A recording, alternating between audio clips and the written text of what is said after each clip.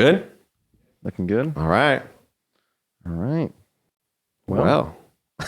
You want to go first? All right, here we go. Hey, how's it going, everybody? Welcome. This is the M&M podcast. We're still workshopping a little bit, but I think I like it. I'm your host, Christopher Martin. First M. No, the second M. It's That's up to right. you guys.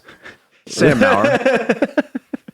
Sam Maurer. So Maurer Martin. Maurer M&M. Martin. Exactly. Yeah. With this podcast, it's really going to be a lot of it with real estate. It's going to be a lot with also mortgage, keeping you guys informed so you can make an informed decision on your end. And also just giving our 2 cents on perspectives. If you're like a first-time home buyer, or if you're an investor, or if you're just a moving upper, or if you're just a curious cat about real estate investing in general. That's going to be about it. We're always going to give you a market update to start. And then we're going to have one overarching topic. And that's usually going to be our forum, and I hope you guys enjoy that. So first, just to give you guys some context, we're sitting here in lovely Sacramento, California right now. That's our personal local market. I think that's where our expertise lies because that's where we're located, right? Mm-hmm. So we love to talk about national information because obviously that's going to impact any local market that you're in. But really, I think our interest, and for now at least who we think we can affect the most, is people that we work with and are in our local market. So we're going to mostly be talking about the Sacramento County, Placer County, El Dorado County. So we've got some stats for you guys that is kind of a combination of all of those, right? Yeah, for sure. And we chose Sacramento, Placer, El Dorado. Those are the biggest in our area. And it also is a good combo because it really combines a lot of different niche markets, which also kind of translates over to national because we're also looking at the numbers too. And they're pretty close between each other anyways. So those are 3 large counties, and that's what we derived our data from. To first start out, the amount of homes for sale in the entire 3 counties of Sacramento, Placer County, and El Dorado is going to be 2,468 homes. And that was in the month of December. And then we're looking at sold 1176, and then pendings, which means that they're in the process of being sold at 954. And as you can imagine, as you can do that math really quickly, you're looking at a little over 2,000 that have been absorbed or in the process of being absorbed through those pendings. And as you can see, still low on the supply side of things. So that's the big difference between everyone talks about we're waiting for that crash, which we'll get to in more of our stats. Not the crash, but what people think about the crash. Right. Exactly. Because I mean, the one thing that everyone seems to forget sometimes is that economics, macro and micro, really comes down to supply and demand. It's talked about, but not really understood. So if you're doing that math, you're seeing that over 2,000 homes are being absorbed, and that's leaving only about a few hundred left on the market. It's being pretty much absorbed to its full degree. So from a supply and demand standpoint, we're still keeping the demand high, but also we can get into more buyer stats down the road. But do you want to talk more about average days on market? That's going to be more so on the buyer side of things. Yes. So right now we've got average cumulative days on market is about 48 days. Quite a bit. Quite a bit. Yeah. Especially when we're thinking at least what we're used to. What we're used to, right? And I mean, I think the nation, and we're no exception here in Northern California, last year we call it the pandemic era of the market, right? Where it's like we're talking, 2020, 2021, 2022. Can't believe we're here at 2023. We made it, guys. Going from this time last year, I think you mentioned, I don't remember the exact stat, but we went from something like that to this time, just what? Was it in 2021? We were looking at like 5 days on market or something like that. So to put in perspective, just month over month is what I put down. I like percentages. So from November 2022 to December of 2022, the increase in average days on market went up by 11.6%, and year over year, 100%. Man. So as you can imagine, that's a pretty significant swing. So if we're doing 100% on top of that, what's around like 5 days? Yeah. Yeah. So that's pretty dang substantial. Big difference. Yeah. But keeping that in mind, that is a big difference. And when big difference happens, just like the pandemic era of things shooting up, everyone loves the extremes. Everyone loves to pay attention to the extremes. We had this giant rise. So really a fall of any proportion kind of feels like a... What goes up must come down, and what goes down must come up. Exactly. It's just how it works. Just like heat. Yes. Yeah. So it feels like that 48 days, obviously compared to the 5 that we were just talking about a year or 2 back, is like, it feels like a huge difference. But really what we're seeing is we're seeing the market normalize, what we would call essentially a normal market, right? Because I wouldn't say a 20% appreciation in 1 year is very normal, right? No, not at all. Not at all. It's fantastic if you're in that position where you own your home and you got in before that. Exactly. Yeah. I refinanced someone that they put 5% down and they ended up having to they were at 78% loan to value. So roughly around 18 to 20% in equity built in 1 year. So moving on to that, it was more so the average price year over year sold price only went down by 6.3%. Right. So that communicates a lot. Right. Compared to the 20% rise that we're talking about. So we're up 20, but we're down 6. So it's like the idea that the media loves to do this, where the big media is where it's like we always like to make some type of big scare, type of turmoil. Right. And it's like, listen, it is dropping. The data's there. The math's right there. The facts are there. But we're not looking at, like we were talking about earlier, the 2008, where we're seeing essentially that 20-30% number going down. I'm an old soul, but you may have heard of this. I don't know if you heard or not. They had what was called the implodometer. In 2000. Sounds a little scary. Maybe some of our older people that are watching this would know. Definitely my father would know.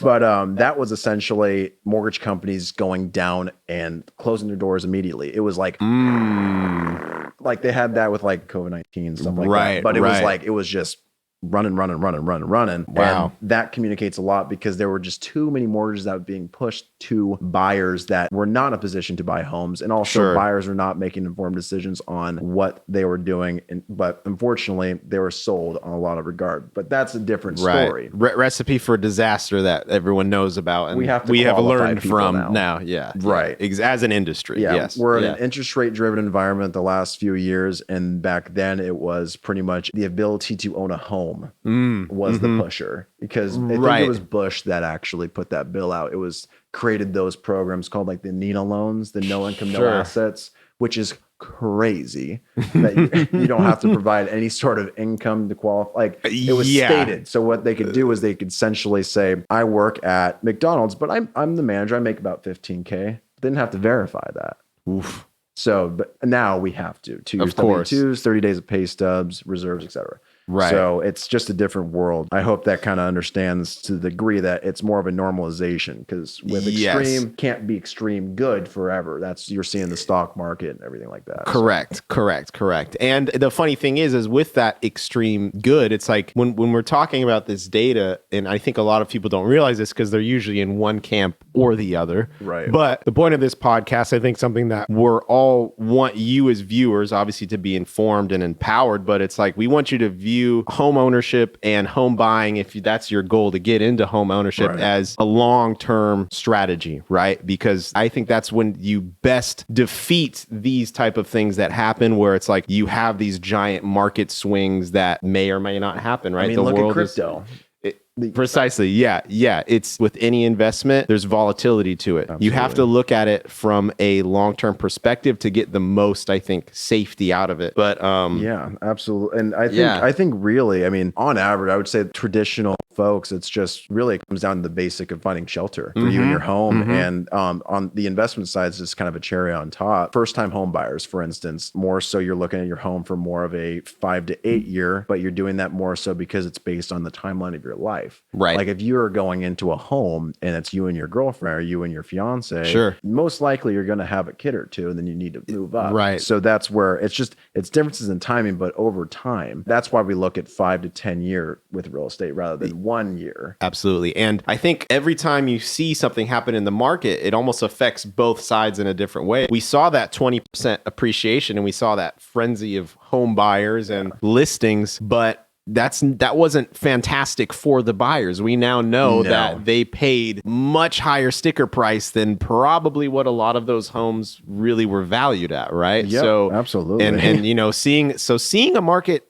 go into this normalization, you know, it's a good balancing thing. Of power. Absolutely. In a regard. Absolutely. And I wanted to pipe in, I would say like I threw out 20%. Yeah. And I would say like roughly. Those aren't hard percentages. Those are just like to the caveat. Best spots. Yes. Like Boise, Idaho, I think they had like They were the highest appreciating city in the country, and I think they were like 22%. Don't quote me. Wow. But that's crazy. But speaking in terms of just how crazy it got, specifically in areas like, I mean, Placer County, you know Penryn and Loomis, my area, right? Yep. It's like Del Oro is the high school to be at. Sure. I mean, even right now, it's a supply issue there. So that's another thing where it's like it's very case by case in certain degrees, and depending on where you are in the country, you know those spots. It's always hard to find those spots. Right.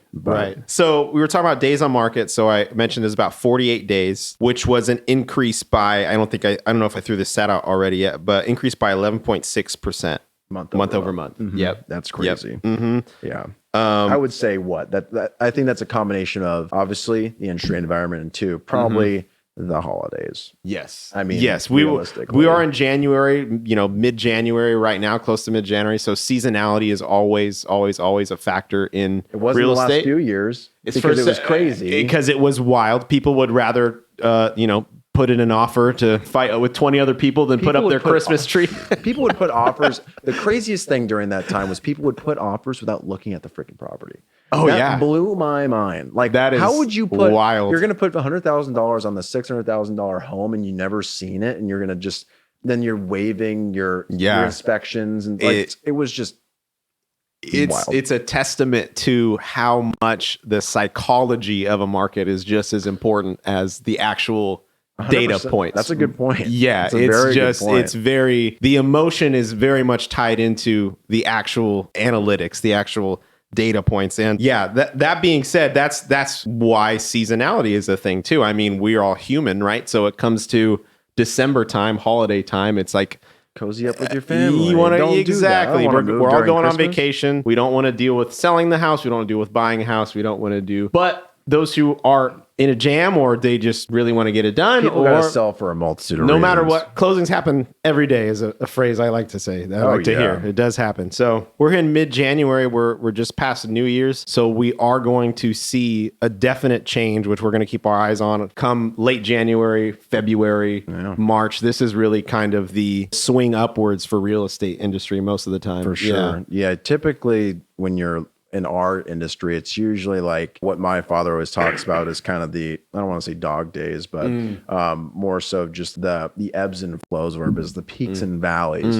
And typically we see that between December, January, and February. That being said, the people that have the ability to get into the market during those times are usually the ones that are able to get great deals because nobody else is against them. If nobody else is against you, you don't have any reason to compete. And a seller has a property their property's been listed for 60 days, 90 days. Yeah, they're on the ropes a little bit. Not to hate to put it that way, but it's just especially after this pandemic era, going to the psychology, it's like we have a lot of people listing that are realizing like, oh, my neighbor was able to sell this in a week for X amount over. And now here I am, and that's not quite the case anymore, unfortunately. So, it was me and Chris off camera. We were talking about kind of what we thought about the tip of the iceberg in terms of the market. And from a rate perspective, I was seeing it between like the end of March. You probably concur, like the end of March, beginning of April. Yeah. If like the absolute peak is between probably February and March, I would say. Yes. Because that's when rates started to really move out of the 3s and then into the 4s and then into the 5s. And it just once it hit the 6s, then it just started to go down. Right. But that's the reality that we're in. But thankfully, we're not in the 7s anymore. We were there for a while. So I guess that's a good segue into it. The average rates across the nation right now, mid to low 6s. My brokers were in the low 6s. So that kind of gives you perspective. We can have a full chat on how to qualify yourself, but just let me do it for you. It's a lot easier. I wanted to touch up on the perspectives, because I think with real estate and purchasing and just the idea of investing in real estate in general is there's different types of buyers out there. Absolutely. And like, for instance, a first-time home buyer is going to have a lot different outlook than an investor, a long-term investor, or a long-time investor. Like a first-time home buyer, for instance, would be more so from based on this data. Like, for instance, if you were in a position to buy right now, my suggestion to first-time home buyers is very simple. It really comes down to when you are mentally and financially ready to buy, that's the right time to buy. Absolutely. Because if you're in a position where you're trying to chase the market, you're going to be left with no hair and then not have a home at all. Because it comes down to the fallacy of, well, interest rates are so low, but I can't find a home, so I don't want to buy. But now the interest rates are too high. There's homes, but my payment's too high. It's like it's the constant ebbs and flows. So it's reality is I don't like date the rate, marry the house per se. However, at a time of which in your loan term you will be able to refinance. Yes. Someone who's going to tell you a definite amount of time, it's bullshit. That's the one thing I want to bring up. That's nobody has a crystal ball. We can only look on specific data in the economic environment. Absolutely. And I think that is 100% really for, I would say, most of these types of buyers, types of people in a position with the relationship to real estate is your personal finances, your personal emotional capabilities to handle the process, your personal everything is always number one. That is always, I think, especially for first-time home buyers, because like you said, they get caught in that paradox of, and I think this is with up markets and down markets, is you see the market going up, everyone's saying the market's going up, so I gotta get in. Exactly, I gotta get in because I'm gonna go up. Or you see the market going down, it's still going down. I gotta get out. I got it. Yeah, right. I'm gonna wait. It's gonna crash. I'm gonna buy herd mentality. And unfortunately, that is exactly what timing the market is, which any person that knows their 2 cents about investment in anything, really, stock market, real estate, will tell you that is the worst strategy, and it's so easy to fall into. That's why dollar cost averaging is so pushed. It's because obviously dollar cost averaging on real estate's kind of weird. Yes. But however, I mean, technically, if you have enough money, you could. Yes. But most people don't have tens of millions of dollars. It's just like, no, let's just do January, February, March. Yeah, no, exactly. That'd be a fun life. That's why real estate's a little different, right? Because the you're actually living it, right? But it's a multitude of utility to it. Exactly. But it's just the timing the market is the one trap, I think, as a first-time home buyer, you 100% want to avoid. And I love what you said, where it's like, it really is your position. Let's, sit down with a guy like Sam that knows his lending side of things. He can crunch the numbers with you, and he's going to keep it real with you, where it's like, hey, these are your options where you're at. This is what realistically we're at in this market. And if you have the funds available or using a program that's going to help you with that, or give funds from family members. There you go. Yeah. And he can tell you all about the different options, but it's just, that is the best mentality to have. And then go from there where if you're able to make the move, do it. Because I think the mentality of, I want to find the best deal for the house is wrong. Because if you're not already a homeowner, we're assuming you're a renter, unless, maybe you're living at mom, you're living at dad, living at grandma, something. We don't know. But, I hate to say it because it's cliche, just like the whole date the rate thing, but it's like you're paying 100% interest on that rent. You're not going to a bank with that. Whereas if you own a home, that is your money going into an asset that over a long period of time is pretty much going to appreciate based off of long-term data. So right. That's why we say it's mentally ready and financially ready. Like, yes, of course, if you're not in a financial position to be ready, like if you don't have 2 years of income, those are things you can't really avoid. There are programs out there, but the rates are a lot higher. So just get yourself ready. Moving on to that, I mean, and a first-time home buyer is going to be a lot different than like an investor. Yes. Right. Like way different attitude. I mean, an investor, because I work with a lot of private money investors. I also work with just traditional investors. And I was seeing an article regarding JP Morgan talking about buying a multitude of real estate. What I'm hearing within individuals is I'm waiting. And what I'm starting to pick up on over time is when people are not doing something, there's other people doing that. Like it's almost like you're telling me no, but the news does it great. Like all they do is just saying like our world's on fire in terms of real estate market. And but if you think about it, sit down logistically and look at the data, and you see that yes, we have depreciated on average. But how long can that be? And over the long term, if you're able to get those deals like seller credits to buy down your interest rate, or and then put like hardly any money down or what have you, you have the ability to on the longevity side, because that's what most smart investors do is they look at on the long term. Just as you were saying. So from an investor's perspective, if you want to buy right now, it really comes down to if you have the money, you're probably going to do it. Because I'd rather have my money into a tangible asset going into a potential recession rather than like a intangible. Because that's the big thing with recessions. You want to have physical and tangible assets. That's a fantastic point, because a lot of people don't realize that, in a recession, again, coming back to your psychology is, keep, be safe, save. But the problem is, which we're seeing under right now, we're going through massive inflation spikes, right? I mean, the whole joke right now is how much 0.2% the other day. Yeah. And you know, that's big. The big trend is how much eggs are costing right now. Have you seen that? All the I've seen the jokes one and in like New memes. York. Isn't it like what, like it was like $9 for like a dozen or something? Look at this man's face. Yeah, it's ridiculous. So it's for eggs? For eggs, my man. What's it like? For huevos. Because in our area, it's like what?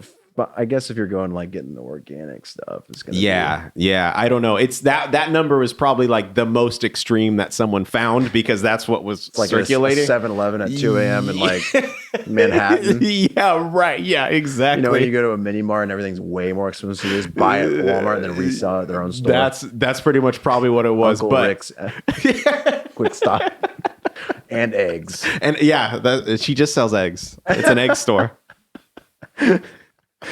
And those things are expensive, man. Inflation. Oh yeah.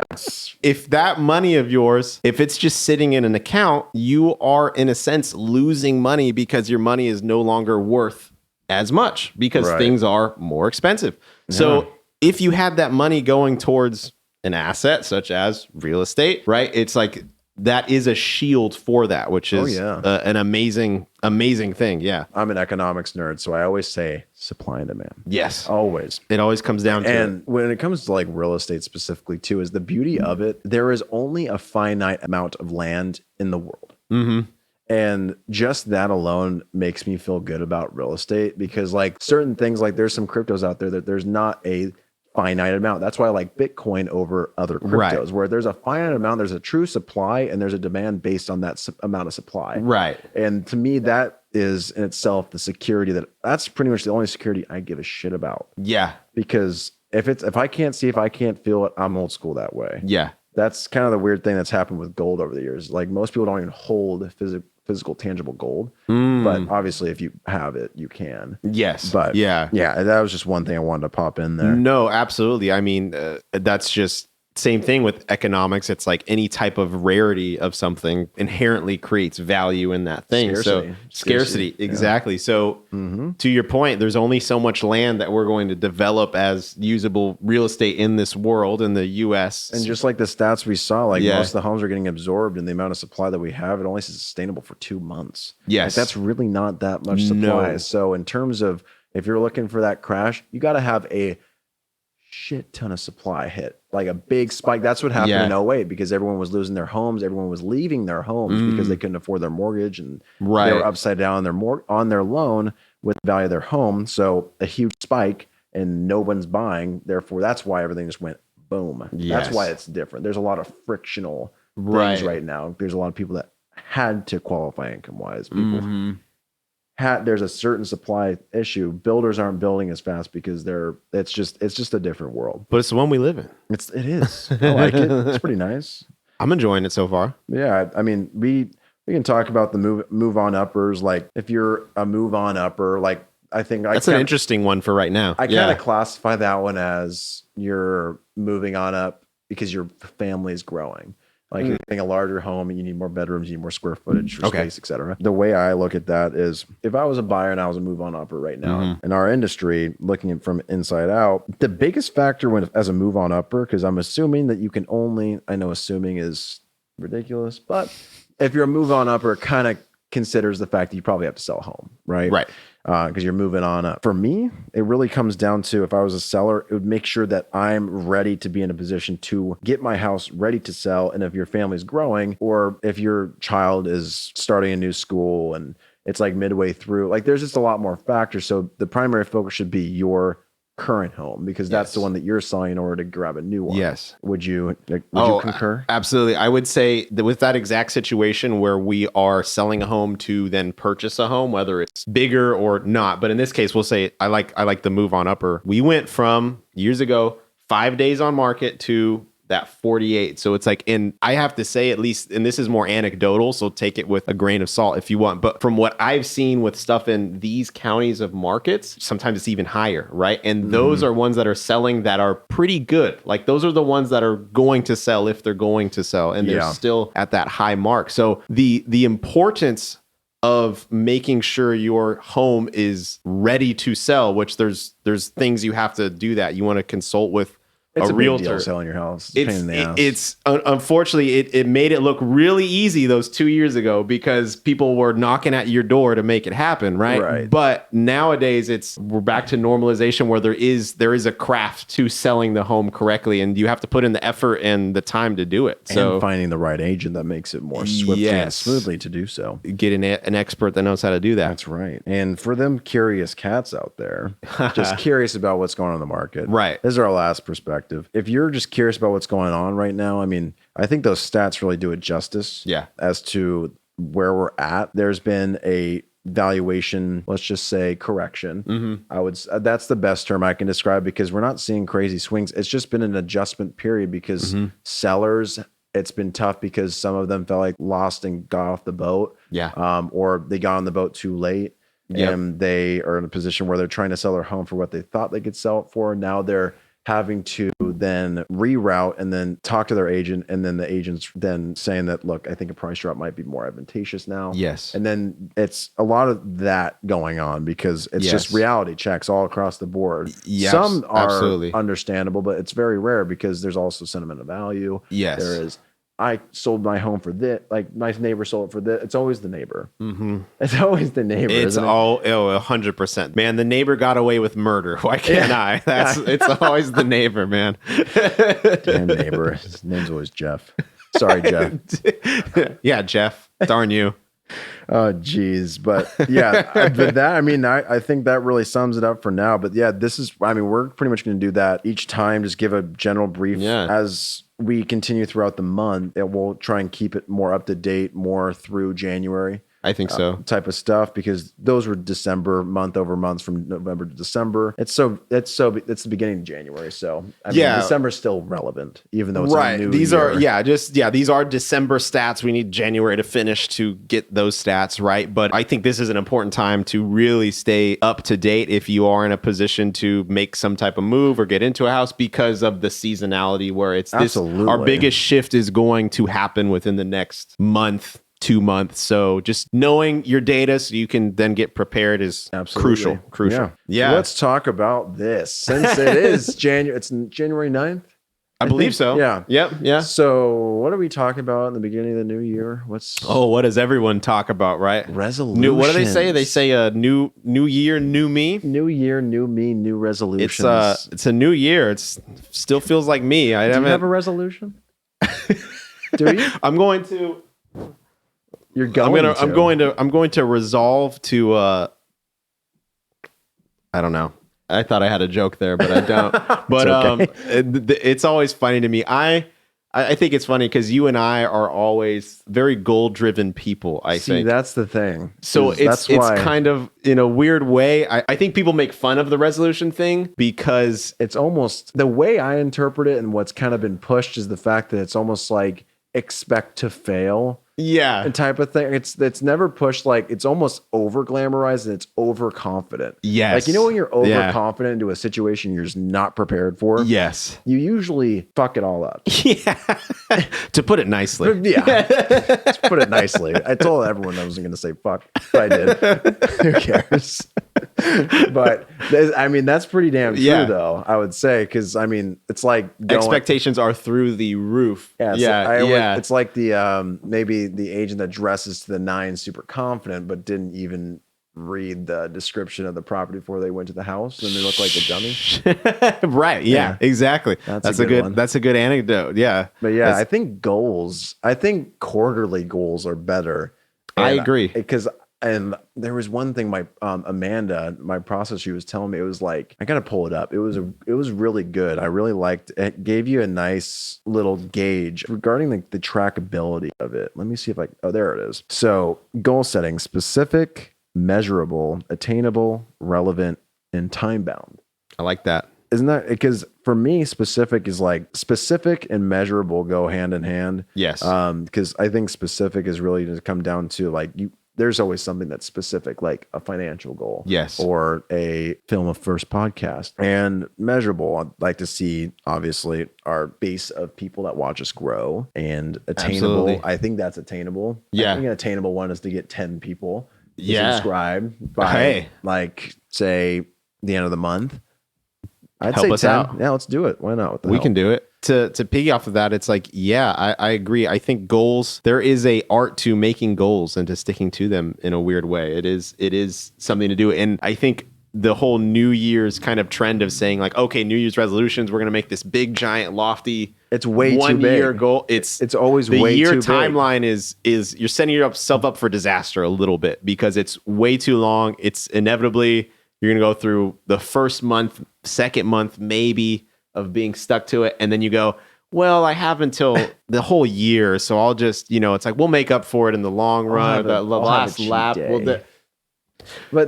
so with diets specifically, I think sure, because it's always a fitness related, because that's something I think everyone can relate to. We're all human beings with bodies, so we, that's the go-to. I do one. have a body. Yeah, too. Wow. No shit. Well, everyone always goes for diet or for fitness, which is, this is the worst time to go to the gym for me because I've been there and then now I show up and then there's just a lot of people. I'm glad they're getting started though. Yeah. At least they're getting started. But here's what I say. If you're going to do a year goal, if I'm going to do a year goal, it's also going to be broken up into the quarter. You're going to zoom in and kind of have little phases, right? Because I think some goals can be adjusted. Like, say, for instance, because the one that bothers me the most is the absolutely no sugar thing. And I understand the perspective, but it's not a longevity move. It's not a... That's so hard. Because, like... It's hard, but it's also like... I would say actually not hard. I would say inconvenient to your life to a degree. Yeah, it's like if I'm going to my nephew's birthday party and there's cupcakes and I'm like, no, I'm not eating sugar. It's like... Now you're an asshole. Like there's just... Yeah, like for me, it's just... I just don't think you should be so black and white about it. If you started with no sugar, then you can adjust it after the first few months. Like, you know what? I'll adjust it to a point where I only have 2 to 3... desserts a week, right? Or trim it up and more you want, but kind of tailor make it to where it's something that you can stick out forever. Sure. For me, I think it's really beneficial for me when I feel like I'm on track with my dietary goals, keep it to a day by day to a degree where I look at the whole picture of what I eat in a day. Yeah. And you always want to look at the things that are most consistent. Whereas like if you have, it's like the go-to is like, okay, if you've got the creamer and the coffee, right? If you always have a cup of coffee every day and you're going for no sugar, that's the first thing to go, okay. That's an interesting one. I don't know why everyone does that. I've never been a cream guy. No, Are you a cream and sugar guy? Not really. I think it's mostly recently in the last couple of years. I'm getting soft on me. Not doing cream and sugar. I mean, I'm doing just black coffee. I think it's just I'm at the point now where I just consume things strictly for like, I need caffeine, I need protein, I need food, I need the to base. Not starve. I need the base of what it is. I need flavor's the bonus. That's just It's like coffee is a good one. Mm-hmm. I the one thing I've been trying to limit a little bit is going to be the energy drinks, because I feel like because I always like to fast, you know me. Yeah, I usually fast at least till noon. And I feel like it just kind of jacks with your gut. The mixture's a little, like, at least coffee comes from a natural caffeine source. Yeah. But I've noticed even because there'll be days where if I'm just busy, if I'm just kind of on the ball, I don't think about breakfast immediately. I mostly skip breakfast most of the time. But when that happens and I just do black coffee, it's like, sometimes your gut gets a little weird. You might get a little too jittery if there's nothing in the stomach either. But I think my favorite diet resolution is just to drink water. Like just drink aim for a gallon a day. When it comes to water, I'm passionate about, just because, hey. Oh, cheers to water. Yeah, cheers to water. That's right. But I mean, with water, think of your body as just a natural filtration system. If you're not drinking water, say like 5 hours straight, you didn't drink water, your body's just getting clogged up. Yeah. Like it's refeeding water through like a coffee filter. Or plumbing. Like, say if you don't use your plumbing, shit's just gonna pile up. It's like a stagnant pond or something, right? That it just, if it doesn't have a river If it doesn't have something moving it, it's not going to filter out all the gunk and the bad stuff. So it's like that alone. It's not just, people don't just say, oh, drink water just because you're avoiding things that aren't water. No, it's you can really have a goal just within that too. Yeah, it's just within that. It actually just helps to filtrate your body. Yeah, because that's the first thing I have, and a lot of people mistake the feeling of hunger in the morning with their dehydration. Because if you think about it, you have 8 hours that you're not drinking any water. Right. What do you think the first thing's going to feel? It's an interesting feeling. It almost feels like you're hungry. Yeah. But that's your body saying, I need water. But a lot of people say, I need food. And that's why they feel more sluggish. So it's an interesting thing. And then that creates more and more habits of just like continually eating instead of just drinking your damn water. Yeah, exactly. So yeah. Resolutions are one of those things. But yeah, but you know what? I think they're positive. I really do.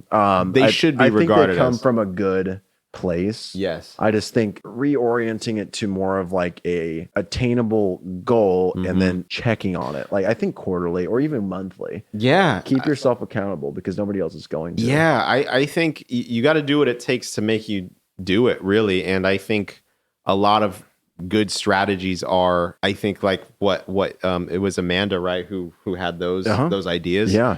She has a great journal with all of her goals. She's way more organized than that. That's why we are good, is because of her. Yeah, people with different brains, I swear, they'll fill in the gaps that you sometimes didn't even know you had, right? Yeah, so it's measurable is huge. Making it quantitative rather than qualitative is the way I look at it, where it's like, to your point, you could say, I want to eat less sugar. How much less sugar, right? Are we talking 0? Are we talking right? Or to make it one even less Sunday a week? Right. Yeah, exactly. Or, something that could be even more numeric is like, oh, I want to increase my income this year. I want to make $20,000 more of my annual salary or my whatever position you're in, right? That's or if you're in a commission.